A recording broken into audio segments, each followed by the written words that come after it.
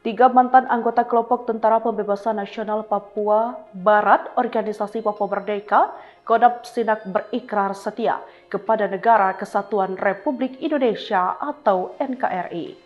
Sebelumnya, ketiganya terlibat aksi gangguan tembakan pada saat pembagian BLT di kantor distrik Sinak tahun 2025.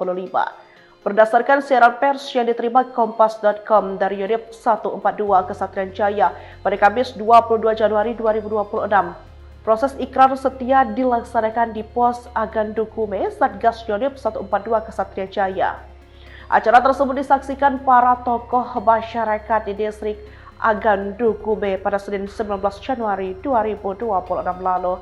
Salah satu perwakilan mantan OPM atas nama Katau Kulua mengaku dengan kesadaran penuh berhati bergabung dari tim NPB OPM tanpa adanya paksaan. Lebih lanjut, ia pun menegaskan jalan kekerasan dan perpecahan tidak membawa manfaat bagi masyarakat, melainkan hanya menimbulkan penderitaan dan menghambat kemajuan Papua. Kami menyatakan akan selalu setia kepada NKRI, menolak segala bentuk gerakan separatis serta berkomitmen untuk mendukung keamanan, ketertiban, dan pembangunan di wilayah Papua, khususnya di distrik Agandukume. Demikian bunyi ikrar yang dia bacakan.